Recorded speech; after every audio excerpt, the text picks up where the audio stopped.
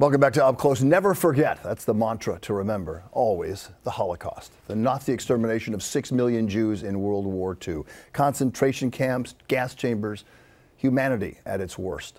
1 million Jews killed at perhaps the most infamous of the Nazi concentration camps, Auschwitz in Poland. A profound memorial museum there to remember all this. And now an exhibit from Auschwitz about to be installed in Lower Manhattan at the Museum of Jewish Heritage. It is opening this spring, and we want to take a look at a public service announcement about the exhibit. The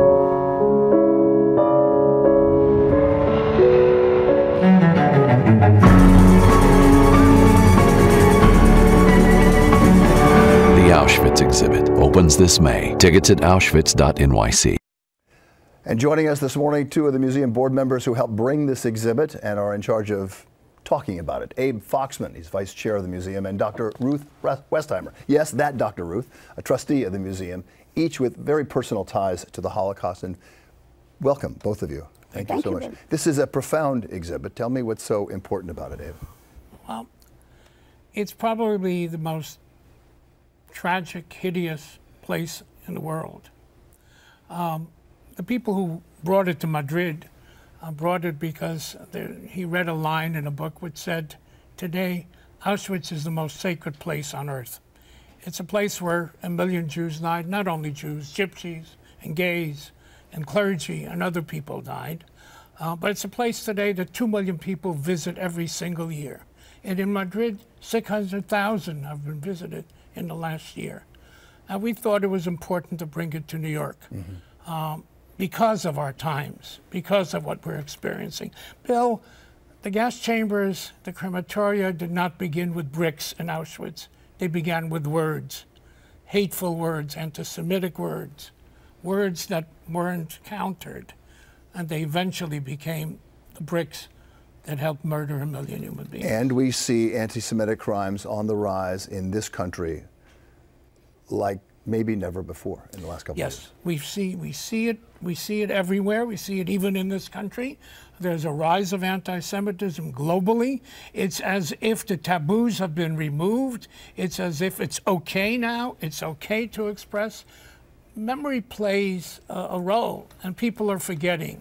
And Bill, one of the reasons it's important, this museum exhibit is important, is for people to remember.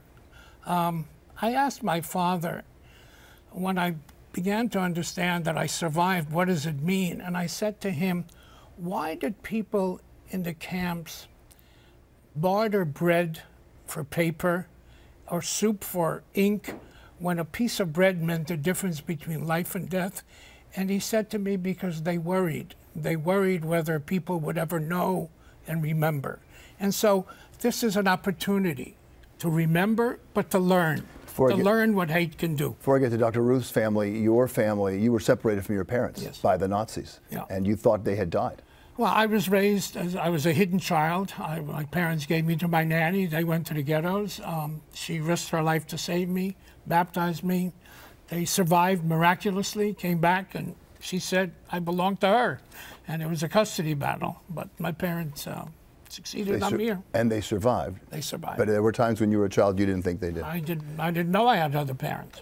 And Dr. Ruth, so great to have you here. Thank you. You usually talk to us about other things. Another topic, but not today. Yes, not today. Something as profound, more profound. Your parents did not survive. No, not only that. For me, very important, Bill, to stand up with Abe and the people from the museum because of the Holocaust deniers. And because there are some people who have Holocaust fatigue. They say, stop already talking, it's so long ago. So here I am at the age of 90 and a half to stand up to be counted, to say my parents did not survive. I was sent to a children's home in Switzerland, otherwise I would not be here.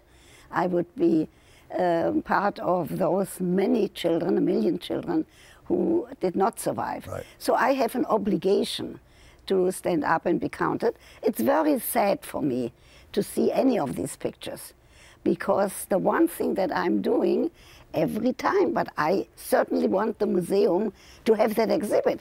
I look around and I see, maybe I can see my father's face. I do know the date of my father because the Nazis kept track of dates, which is like, you cannot imagine that. They kept track of dates when people were killed. In my mother's case, it says the word in German, verschollen. It's a horrible word. The word verschollen means missing.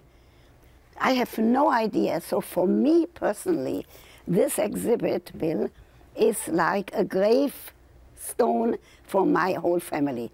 My grandparents on my mother's side, my grandmother with whom we lived in Frankfurt, my father, and that mother that nobody knows where she was buried. And when we see these things, and we saw some of the artifacts, I hope we can show some more as well as you all talk, it does bring it back. And it's very powerful to realize that these were people who died with these things. They were gas masks, not obviously for the Jews who were killed, but for the guards who were killing them so that they weren't poisoned by the gas. And there were dreidels and bullets that were from rifles, not from guns, that were used. And the bad thing when I look at those pictures is the children's shoes.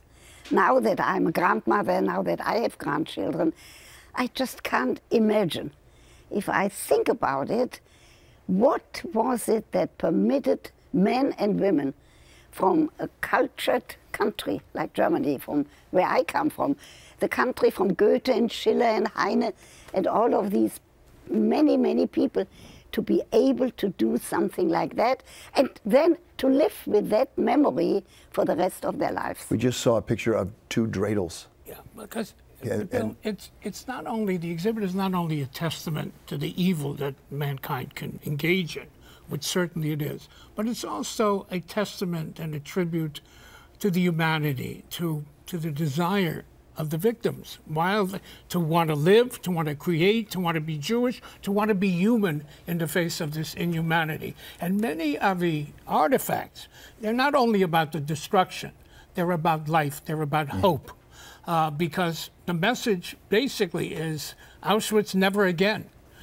You have to learn, remember, and pledge. We have a minute left, and I wanted to quote you a poll from the last Holocaust Remembrance Day last June. And it's just staggering numbers. 31% of Americans, 41% of millennials believe that 2 million or fewer Jews were killed in the Holocaust, not 6 million. And 41% of Americans, and 66% of millennials, can't say what Auschwitz was.